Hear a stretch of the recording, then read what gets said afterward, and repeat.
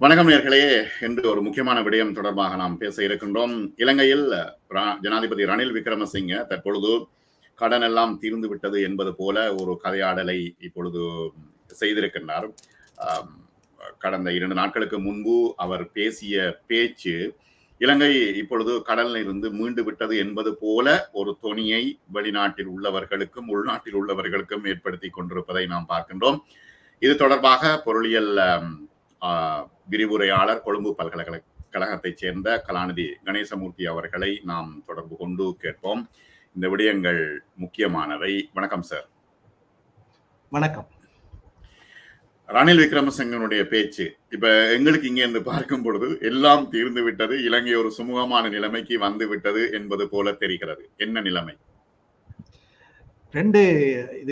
ரெண்டு போஸ்டர்களை பற்றி உங்களுக்கு சொல்லுகிறேன். இங்கே சிங்களத்திலே வந்த 2 போஸ்டர் இருக்கிறது.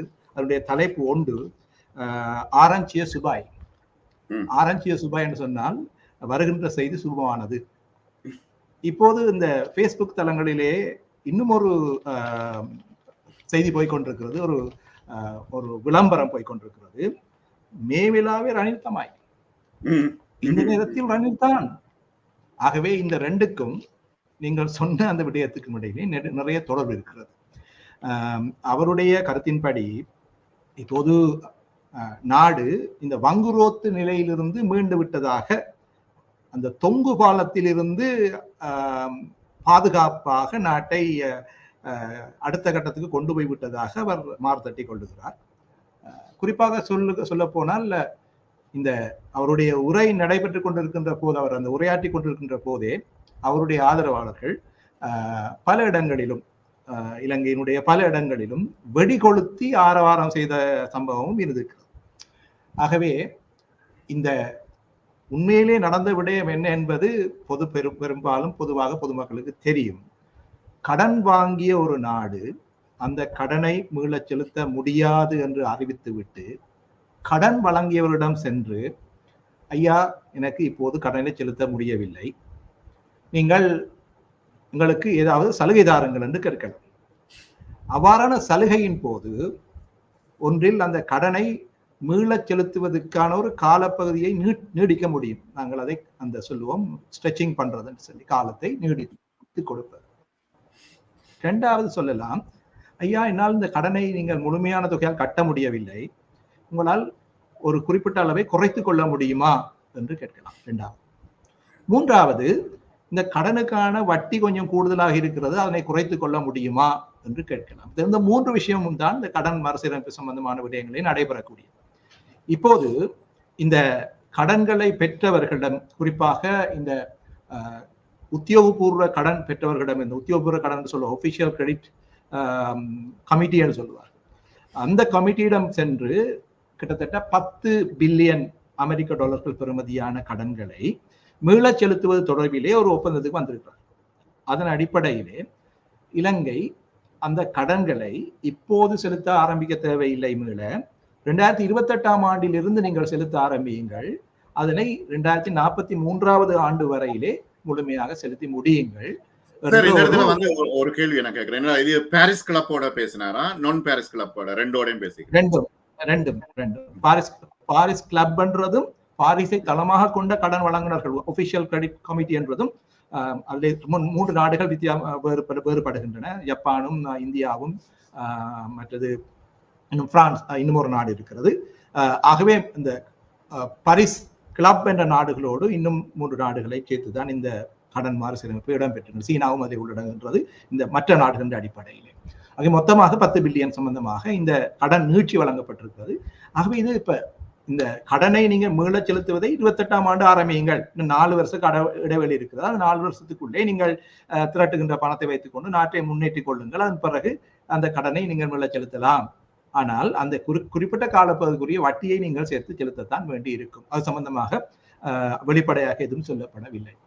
ஆகவே இதை வெடிகொளுத்தி கொண்டாடுகின்ற அளவுக்கு ஏதோ ஒரு வித்தியாசமான ஒரு சாதனையாக யாரும் கருத முடியாது. ஒரு கால இடைவெளியை பெற்றிருக்கிறார்கள். அந்த கால இடைவெளியை பெற்றதற்காக இந்தியா, ஐக்கிய அமெரிக்கா, போன்ற நாடுகள் பாராட்டு தெரிவித்திருக்கின்றன. இங்க ஒரு மாதிரி இந்த ஒரு ஆசுவாசப்படுத்துவதற்கான ஒரு காலத்தை பெற்றிருக்கிறீர்கள், அந்த சார்பாக வாழ்த்து தெரிவிக்கிறோம். இதே போல இணைய விடயங்களையும் செய்து நாட்டை பழைய நிலைமைக்கு கொண்டு வருவதற்கு முயற்சி செய்கிறீர்கள் என்ற ஒரு வார்த்தை சொல்லி இருக்கிறார்கள்.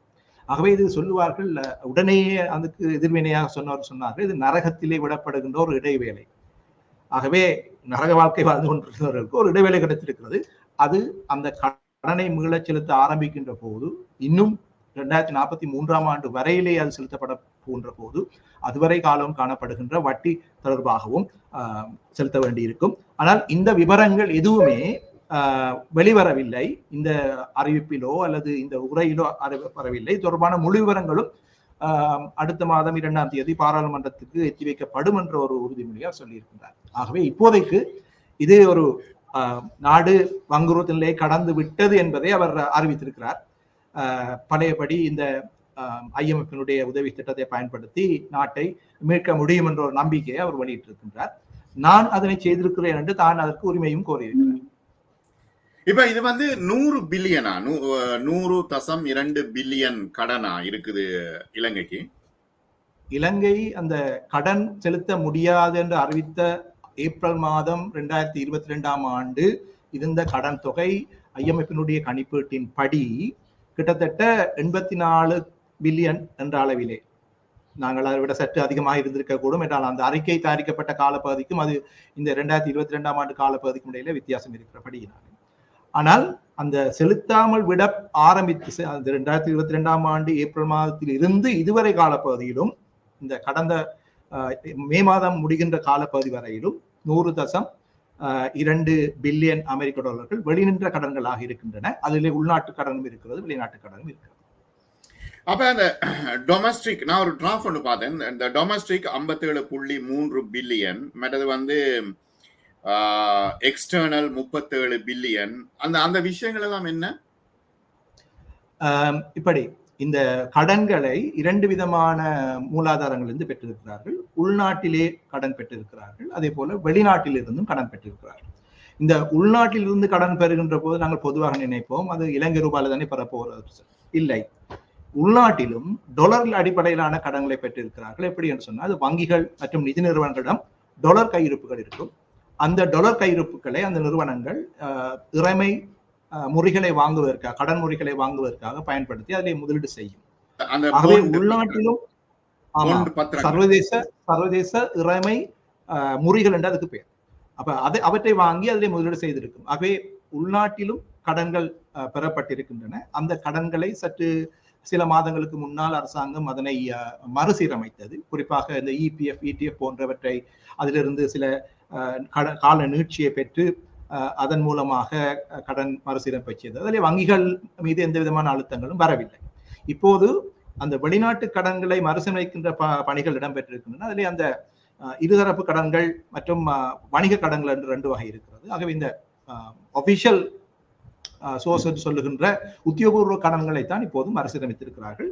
இன்னும் அந்த பிணைமுறிகளை வைத்திருக்கின்றவர்கள் அவர்களிடம் பேச்சுவார்த்தை நடத்தி அவர்களிடமும் ஒரு இணக்கப்பாட்டுக்கு வந்ததற்கு பிறகுதான் இந்த நிலைமை முற்றுமுழுதாக முடிந்ததாக அர்த்தப்படும்.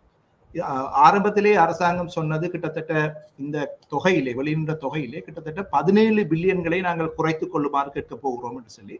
ஆனால் அந்த 17 பில்லியன்களும் குறைக்கப்படக்கூடிய வாய்ப்பு இருக்கிறதா என்று தெரியவில்லை. அவ்வாறான ஒரு நிலைமை இருப்பது போல தோன்றவில்லை. இப்போது ஏற்பட்டிருக்கின்ற இந்த நிலைமையிலே அந்த கடன்கள் குறைக்கப்பட்டிருப்பதாக சொல்லப்படவில்லை என்றபடியினாலே இதே மாதிரியான ஒரு விளைவைத்தான் சர்வதேச பிணைமுறி உரிமையாளர்களும் எடுத்தார்கள் என்று சொன்னால் அவர்கள் எவ்வாறான ஒரு முடிவுக்கு வருவார்கள் தெரியாது. இப்போது பேச்சுவார்த்தைகளின் போது சுமார் 7 பில்லியன் அமெரிக்க டாலர்கள் பெறுமதியான கடன்களை குறைத்துக் கொள்வதற்கு ஒத்துக்கொண்டிருப்பதாக செய்தி அறிந்த வட்டாரங்கள் தெரிவிக்கின்றன. ஆனால் பொதுவாக நாங்கள் பார்க்கின்ற போது இது கால நீட்சியை வழங்குவதற்கு அவர்கள் ஒத்துக்கொள்ளலாமே ஒழிய அந்த கடன்களை குறைத்துக் கொள்வதற்கான ஒரு வழியை செய்ய முடியாது. சீனா அதை வெளிப்படையாக சொல்லி இருக்கிறது. இந்த ஒப்பந்தம் சீனா பாரிஸ் கிளப் நாடுகளோடும் அதனோடு இணைந்த 3 நாடுகளும் செய்து கொள்ளப்பட்டிருக்கிறது. சீனாவோடு தனியாக ஒரு உடன்படிக்கை செய்து கொள்ளப்பட்டிருக்கிறது. சீனா தெளிவாக சொல்லிவிட்டது, நாங்கள் கடன்களை குறைக்க மாட்டோம், கால நீட்சியை தரலாம், அப்படி இல்லாவிட்டால் இன்னும் ஒரு கடனை உங்களுக்கு தரலாம் அதனை செலுத்துவதற்காக என்று சொல்லியிருக்கிறார்.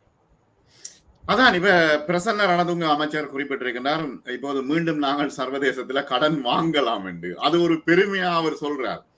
கடன் வாங்கி நாங்கள் நாட்டின் அபிவிருத்திகளை செய்யலாம் என்று. அப்ப இந்த இந்த இடைவெளிக்குள்ள மீண்டும் கடன் வாங்க போகிறார்களா? இந்த இடைவெளியில் அல்ல. இந்த அதாவது இந்த IMF-இடம் எப்போது சென்றார்களோ அந்த தினத்திலிருந்தே கடன் வாங்கலை ஆரம்பித்திருக்கிறார்கள். குறிப்பாக இறமை கடன் முறைகளை இலங்கை தொடர்ந்து வெளியிட்டுக் கொண்டுதான் இருக்கிறது. அதனை வாங்கி கொண்டுதான் இருக்கிறார்கள். அது தொடர்ச்சியாக வெளியே வந்து கொண்டிருக்கிறது. இப்போது இடம்பெறாமல் விட்ட ஒன்று, வெளிநாடுகளில் இருக்கிற நிதி சந்தைகளிலே கடன்களை நேரடியாக பெற முடியவில்லை. ஆனால் இறைமைத்தர முடிகளை விநியோகிப்பதன் மூலமாக கடன்கள் பெறப்பட்டுக் கொண்டிருக்கின்றன. இரண்டாவது, மத்திய வங்கியிடமிருந்து கடன் பெறுவதை நிறுத்தி இருக்கிறது அரசாங்கம். என்ற மத்திய வங்கி ஒரு தனித்துவமான ஒரு சட்டம் மூலம் வந்ததற்கு பிறகு மத்திய வங்கி அந்த கடன்களை வழங்குவதற்கான அதிகாரம் இல்லை. மத்திய கேட்க முடியாது, பணத்தை அச்சிட்டு வெளியிடுமாறு கேட்க முடியாது. ஆகவே ஏனைய மூலாதாரங்களிலிருந்து அரசாங்கம் நாளாந்த நடவடிக்கைகளுக்காக கடன்களை பெற்றிருக்கிறது. இந்த இவ்வளவும் மக்களை கசக்கி பிழிந்து வரிகளை அதிகரித்து அத்தனையும் உருவிக்கொண்டதற்கு பிறகும் தொடர்ச்சியாக நடைபெற்றுக் கொண்டிருக்கிறது. ஏனென்றால் இந்த பெரிய ஒரு அரசாங்கத்தை, அதாவது ஒரு மிக பெரிய அளவிலான ஒரு பருமனுள்ள ஒரு அரசாங்கத்தை நடத்துவது என்பது அவ்வளவு இலகுவானதல்ல. அதே போல நட்டத்தில் இயங்குகின்ற நிறுவனங்கள் அவற்றை இயக்க வேண்டிய நிலைமை இருக்கிறது. குறிப்பாக ஸ்ரீலங்கன் ஏர்லைன்ஸ், பெட்ரோலிய கூட்டுத்தாபனம், மின்சார சபை போன்றவை நட்டத்தில் இயங்கின. அதிலும் மின்சார சபை மற்றும் பெட்ரோலிய கூட்டுத்தாபனம் என்பன அவற்றுடைய விலைகளை அதிகரிப்பதன் மூலமாக அந்த சுமையையும் மக்கள் தாங்கினார்கள். ஆனாலும் கூட இன்னும் நட்டத்தில் இயங்குவதாக அவை சொல்லுகின்றன. ஸ்ரீலங்கன் ஏர்லைனை பொறுத்தவரையில் உங்களுக்கு தெரியும், விமானத்தை கண்டிருக்காத ஒருவர் கூட அதற்கான பங்களிப்பை செய்ய வேண்டிய கட்டாயத்தில் இருக்கிறார். ஆகவே இந்த அரசாங்கத்துக்கான நிதி தேவைப்பாடுகள் மிக அதிகமாக இருக்கின்றன.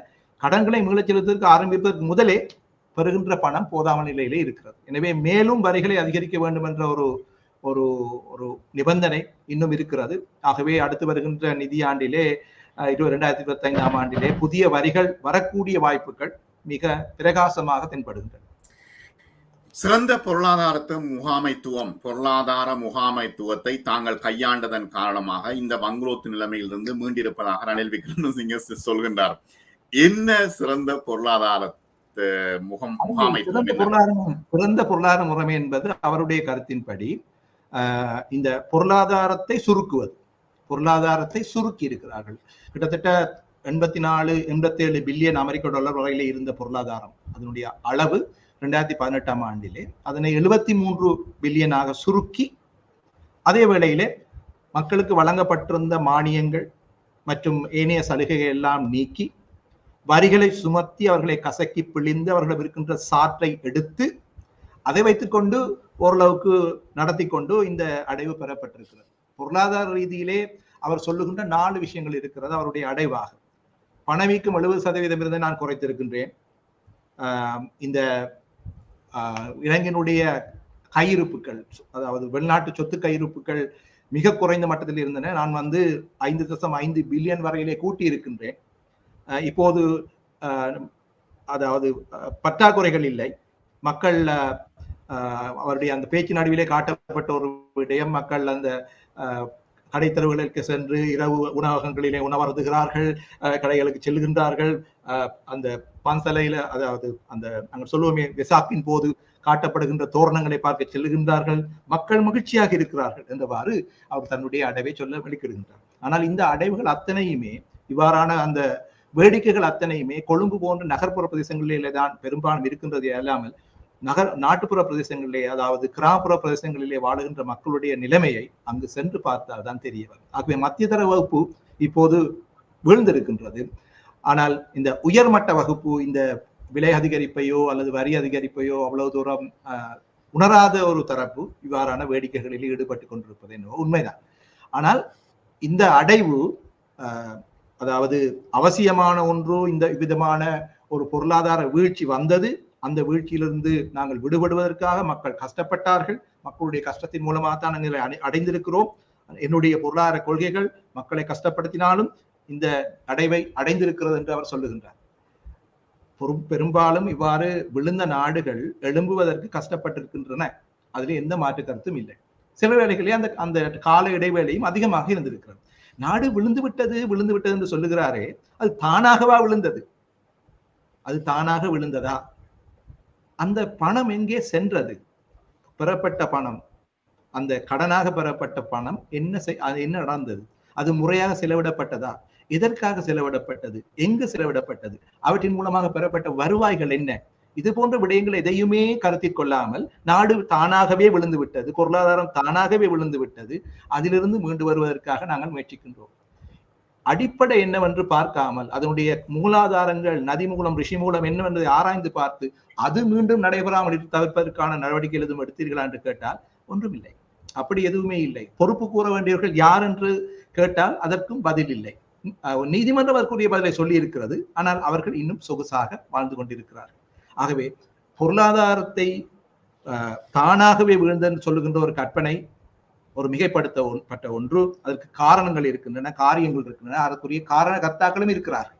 ஆகவே அவர்களை பற்றி எந்த விதமான கரிசனையும் இல்லாமல் பொதுமக்களை வாட்டி வதைத்து இந்த நிலையிலிருந்து மீண்டு விட்டோம், என்னுடைய கொள்கைகள் காரணமாக நாங்கள் மீண்டிருக்கின்றோம், பொருளாதாரம் சரியான திசையில செல்லுகின்றது, இந்த திசையில நகர்வதற்கு நான் இருக்க வேண்டுமா இல்லையா என்பதை நீங்கள் தீர்மானிங்கள் என்று அவர் நேரடியாகவே சொல்லியிருக்கிறார்.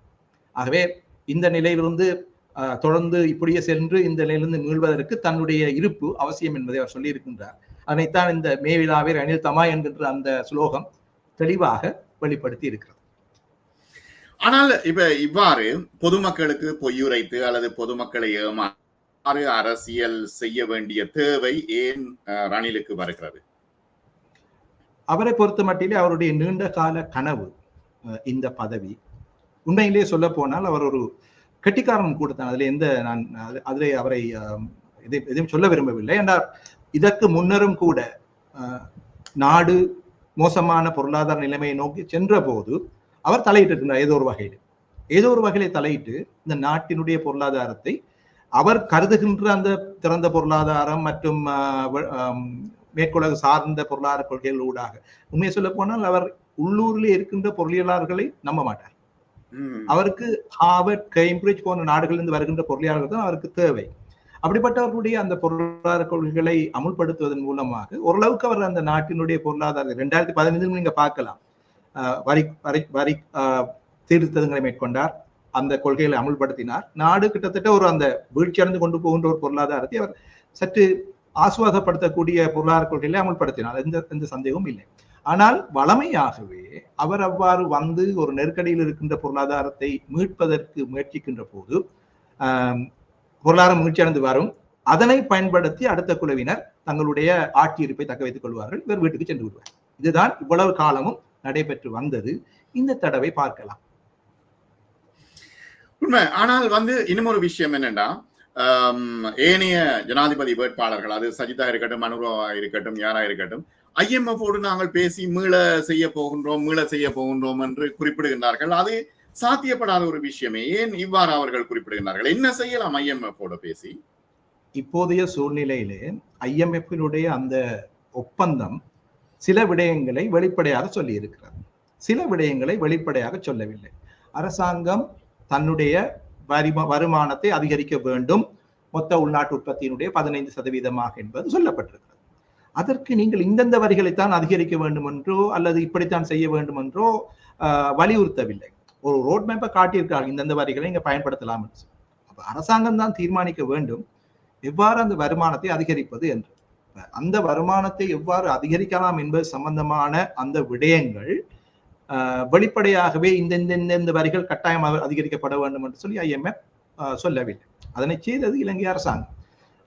அப்போ இவ்வாறு பொதுவான ஒரு கோட்பாட்டின் அடிப்படையிலே இலங்கையினுடைய இந்த கடன் மறுசீரமைப்பு உட்பட பொருளாதார முயற்சிக்கான அந்த வழிவகைகளை அந்த IMF-னுடைய விதந்துரைகள் குறிப்பிட்டிருக்கின்றன. எல்லாவற்றுக்கும் மேலாக இந்த தடவை IMF சொல்லியிருக்கிறது, இந்த கவர்னன்ஸ் டயக்னோசிஸ் என்று சொல்லி, அதாவது ஆட்சி முறை பற்றிய ஒரு குணங்காட்டி, நோய் குணம் கண்டறிதல் மாதிரி நீங்கள் இந்தந்த விடயங்களை கட்டாயம் செய்ய வேண்டும் என்று சொல்லி ஒரு அறிக்கையிலே சொல்லப்பட்டிருக்கிறது. ஆகவே IMF-னுடைய அறிக்கைகள் பொதுவாக பொருளாதார விடயங்களை மட்டும்தான் பெரும்பாலும் கரிசனையில கொள்ளுமே அல்லாமல் இவ்வாறு அந்த கவர்னன்ஸ் ஸ்ட்ரக்சர் சம்பந்தமான கரிசனைகளை பொதுவாக வெளிப்படுத்துவது இல்லை. இலங்கை தொடர்பாக இது முக்கியமாக சொல்லப்பட்டிருக்கிறது. அது வெளிப்படையாக சொல்லுகிறது, இலங்கை ஊழல் இருக்கிறது, இலங்கையினுடைய அரசியல்வாதிகள் ஊழல் நிறைந்தவர்கள், குறிப்பாக இந்த COVID-19 காலப்பகுதியிலே வந்த நிதிகளை கூட திருடி இருக்கிறார்கள். இந்த பொருளாதார நெருக்கடியின் போது கூட இங்கு உள்ளவர்கள் பெரும்பாலும் அதிகளவு டாலர்களை வெளிநாடுகளுக்கு களவாக கொண்டு சென்றிருக்கிறார்கள் என்ற குற்றச்சாட்டுகள் எல்லாம் அதிலே சொல்லப்பட்டிருக்கின்றன. ஆகவே அந்த பொருளாதாரத்தை வலுப்படுத்துவதற்கான நடவடிக்கைகளை மேற்கொள்ளுகின்ற அதே வேளையிலே இந்த ஆட்சி முறையினுடைய வெளிப்படைத்தன்மை, நம்பகத்தன்மை, பொறுப்பு கூறும் தன்மை தொடர்பாகவும் கட்டாயமாக நடவடிக்கை எடுக்க வேண்டும் என்று சொல்லி இருக்கிறார். அந்த அறிக்கையிலே சொல்லப்பட்டிருக்கிறது. இந்த வேட்பாளர்களை பொறுத்த மட்டிலே என்னை பொறுத்த மட்டிலே அந்த வேட்பாளர்கள் இந்த IMF-னுடைய விதந்துரைப்பில் இருந்து ஒரு குறிப்பிட்ட சதவீதம் தான் விலகிச் செல்ல முடியுமே அன்றி இதிலிருந்து முழுமையாக விலகிச் செல்ல முடியாது. நான் நினைக்கவில்லை எந்த ஒரு வேட்பாளரும் அவ்வாறு ஆட்சிக்கு வருவதற்கு முன்னர் அவ்வாறு சொன்னாலும் கூட ஆட்சிக்கு வந்த பின்னர் அதிலிருந்து விலகிச் சென்று வேறு மாற்று வழியை நாடுவதற்கான வாய்ப்புகள் மிக மிக குறைவு என்றே சொல்லுவேன். அவ்வாறு மாற்று வாய்ப்புகளை தேட வேண்டும் என்று சொன்னால் கிட்டத்தட்ட 100 பில்லியன் அமெரிக்க டாலர்களை அவர்கள் மாற்று வழியின் மூலமாக தேட வேண்டிய ஒரு சூழல் வரும். நமக்கு தெரியும், IMF-ஐ பொறுத்த மட்டிலே அதனுடைய பங்களிப்பு வெறும் 2.9 பில்லியன் அமெரிக்க டாலர்கள் மாத்திரம்தான், அதுவும் 4 வருடங்களுக்கு.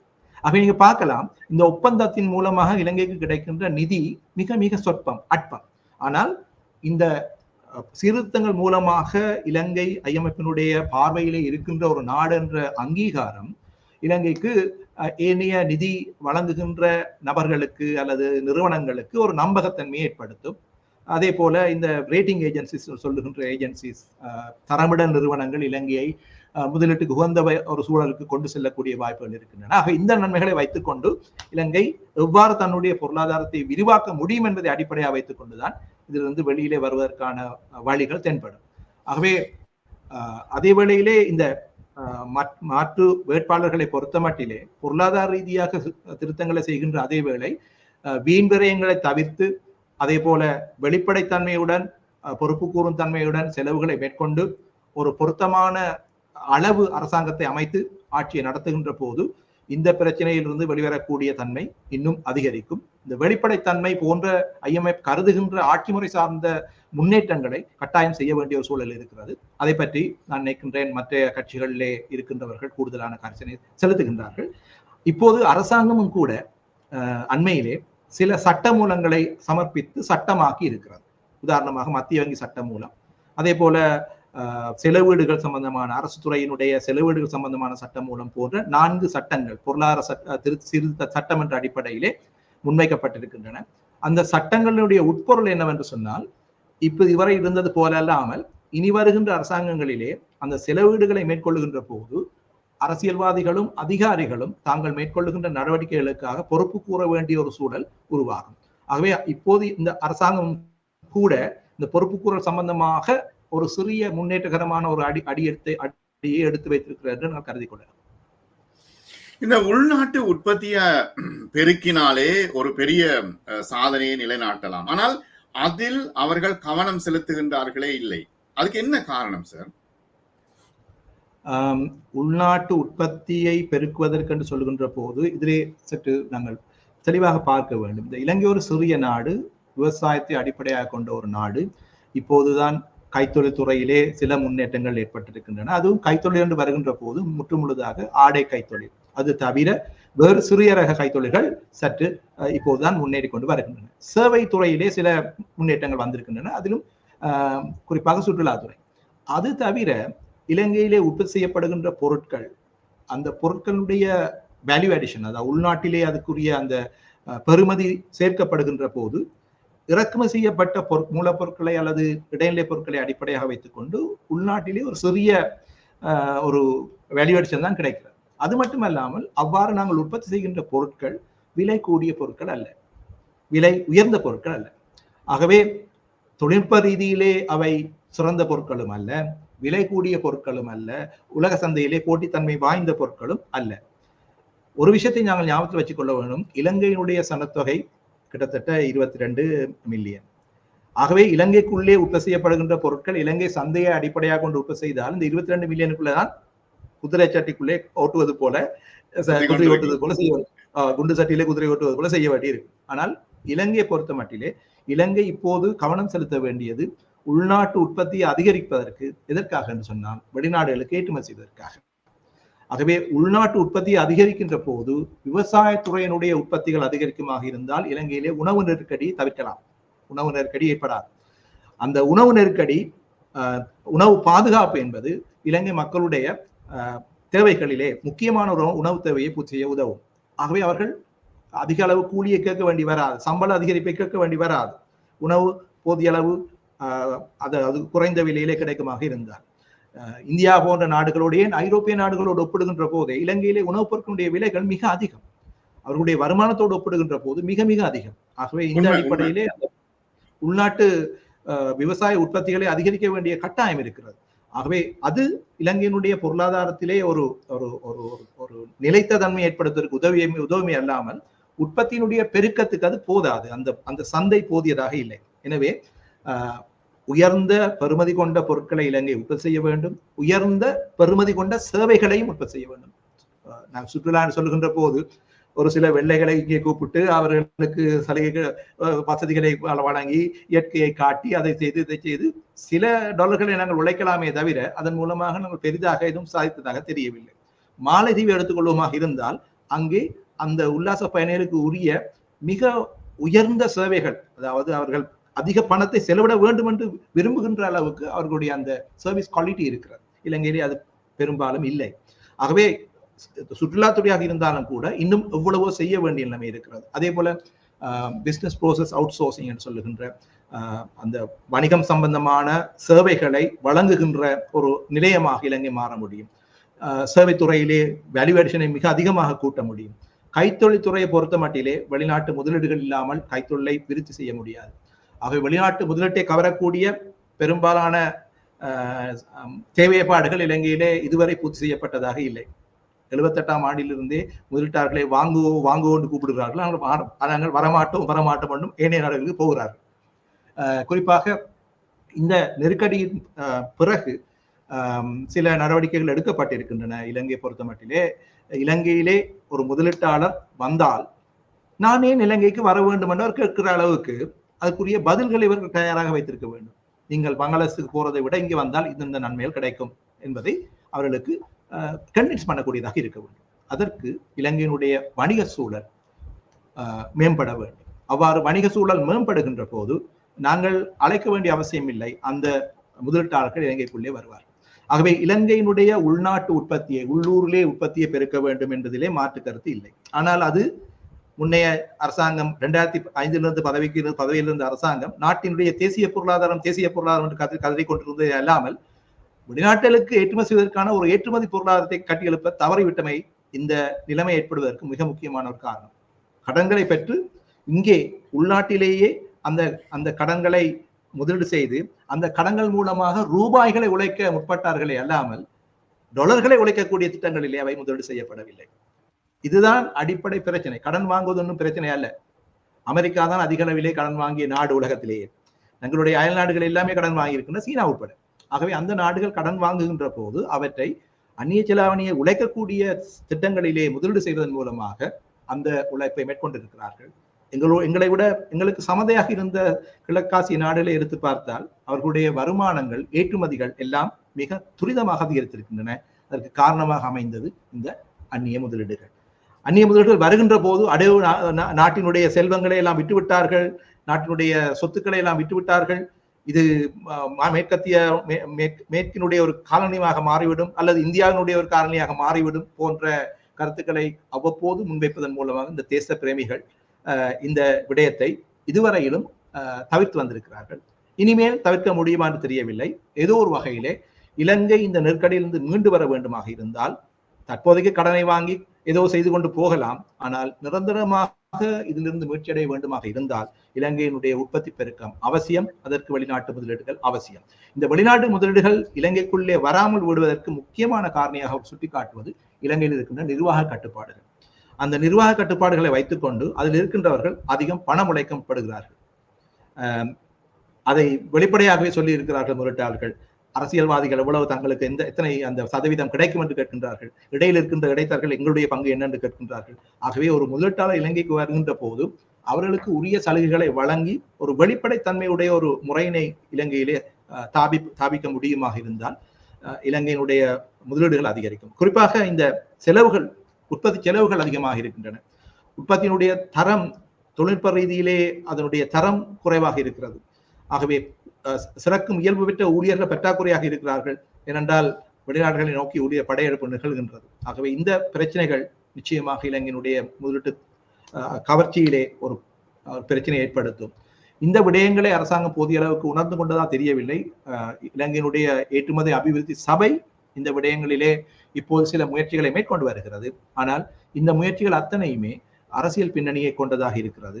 ஆகவே அந்த வெளிநாட்டு முதலீட்டாளர்கள் பெரிய அளவிலே வருகின்ற போது, மிக பெரிய அளவிலேயான முதலீட்டாளர்கள் வருகின்ற போது அது பாராளுமன்றத்தினுடைய அனுமதியை பெற்றுத்தான் செய்ய வேண்டி இருக்கின்றபடியினாலே இது வெளிப்படைத்தன்மையுடையதாக நடைபெற வேண்டும். அவ்வாறு நிகழ்கின்ற பட்சத்திலே ஒரு மிகச்சிறிய நாடு, இந்த மிகச்சிறிய நாட்டிலே அந்த நாட்டை முன்னேற்றக்கூடிய முதலீடுகளை வரவழைக்க முடியவில்லை என்று சொன்னால் இந்த இத்தனை காலமாக அதனை என்னவென்று பார்ப்பது என்று தெரியவில்லை.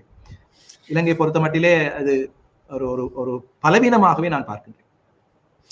இன்னொரு விஷயம் என்னன்னா, பொதுமக்கள் கேட்கிறார்கள், ஊழல் அரசியல்வாதிகள் என்று நீதிமன்றம் குறிப்பிட்டவர்களிடமிருந்து அந்த பணத்தை எடுத்தால், வாங்கி எடுத்தால் அல்லது திருப்பி எடுத்தால் இலங்கையினுடைய பிரச்சனை தீர்ந்து விடும் என்று குறிப்பிடுகின்றார்கள். அது சரியா? அது எப்படி எடுக்கக்கூடியதா இருக்கும்? இவர்கள் என்ன டொலரை வெளிநாட்டு வங்கிகள்ல முதலீடு செய்திருக்கின்றார்களா? என்ன விஷயம் இது?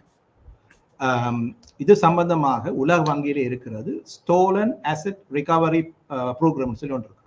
ஸ்டோலன் அசெட் ரிகவரி ப்ரோக்ராம், அதாவது திருடப்பட்ட சொத்துக்களை மீள கொண்டு வருவதற்கான ஒரு திட்டம் இருக்கிறது. அதிலே நிபுணத்துவம் வாய்ந்தவர்கள் இருக்கிறார்கள்.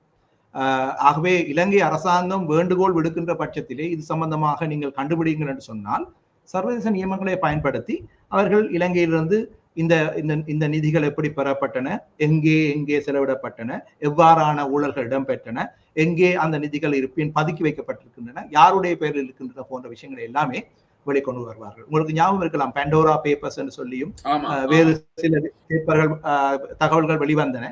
ஆனால் அவ்வாறான தகவல் வெளிவந்த போது பாண்டோரா பேப்பர் இந்த ரெண்டும் வந்தது. இப்ப இந்த ரெண்டில சொல்லப்பட்ட ஏதோ ஒரு விடயத்தையாவது அந்த மேற்கொண்டு ஏதாவது ஆராய்ந்து பார்த்தார்களா என்றால் இல்லை. ஏனென்றால் இதிலே தொடர்பு பட்டிருப்பவர்கள் மிக முக்கியமான புள்ளிகள், மிக பெரிய புள்ளிகள்.